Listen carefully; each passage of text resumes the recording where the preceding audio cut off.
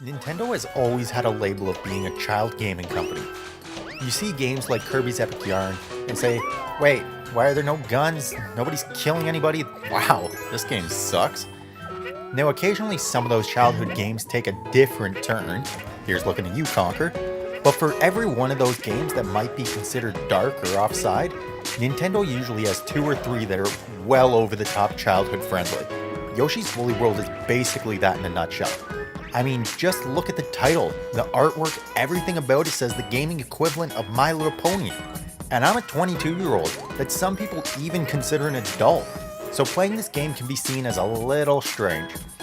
But I don't care. I'm playing it anyway, so welcome to Yoshi's Woolly World for the Wii U and now for the 3DS.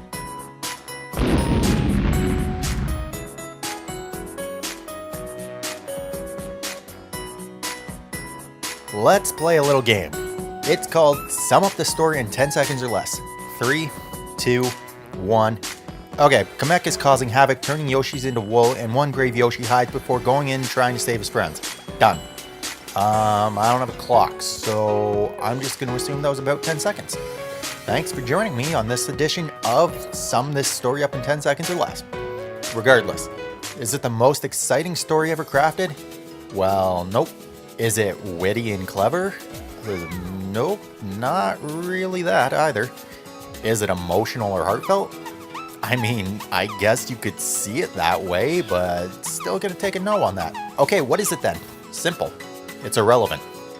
Guys, it's a game about Yoshi and wool. Not a person alive is playing this game for the compelling plot. Here's the good thing about it.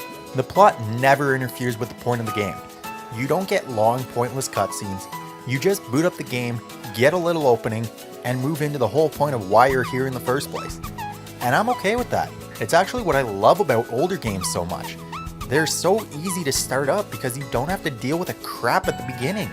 Part of the reason I have not played Skyward Sword again, that intro is way too long. But seriously, let's not go on a rant there. The plot is not significant, so let's just move on. If you played Yoshi's Island as a kid, then you're going to be very familiar with this game. Yoshi's Woolly World is a platformer game, so you can guess it's not overly complicated. And you'd be right. You go from start to end of each level and try to collect gems, yarn, and many other things throughout. Yoshi comes back strong with his usual egg-throwing, tongue-swallowing abilities, which you will use to work your way through puzzles in said levels. Sadly, Yoshi doesn't really get anything new to write home about. You can run, flutter jump, and eat non-stop. But everything that you have seen in previous games, you see in this game. So what makes this one game different? Well, nothing really. I would have liked to see something new. Change the formula up a bit. Give Yoshi some new skills, buff him up a bit, you know? The big change, I guess you could say, is Yoshi can now add a friend on his adventure. And I don't mean like the Star Shooter mode in Galaxy games. Woolly World has a full-on two-player co-op mode for you and, let's say, your hypothetical older sister to play together. When it says co-op mode, it means co-op. You have to work together or you're going to drive each other insane.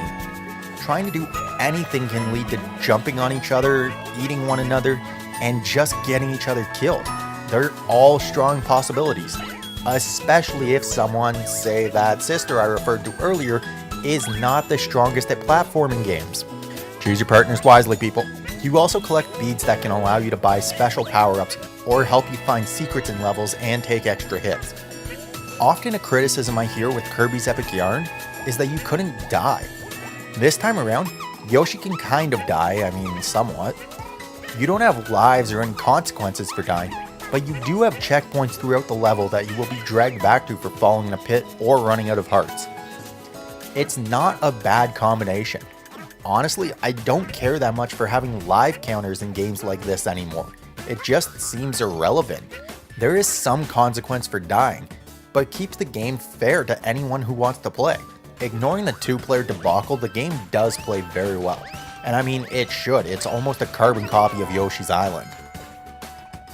This game is disgustingly adorable. The entire game is made out of wool. Everything is stylized. You hit a piranha plant and it locks the mouth shut with yarn. You unravel yarn objects. Even running turns Yoshi's feet into little wheels of yarn, and all of it fits the style of the game perfectly. I get people can look at this game and be like, wow, this is so childish. No way would I ever play this. And that's fine.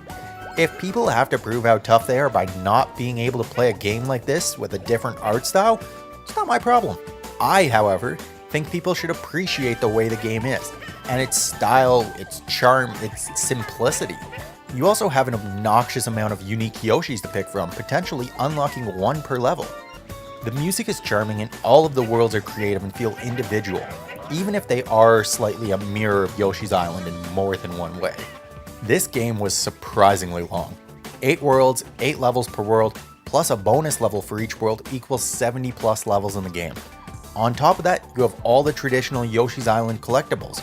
You have red coins, not red flowers, just regular flowers, plus you have 5 Yoshi's yarn to collect in each level.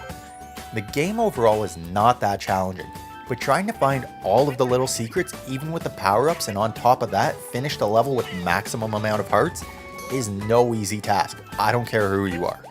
So for 100%ers, you're going to have a fun time working on this game.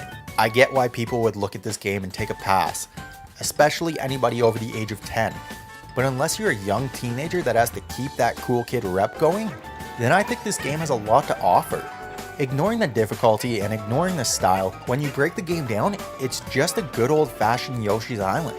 And I know that that game is beloved by so many people, so we shouldn't look down on this game just for the looks.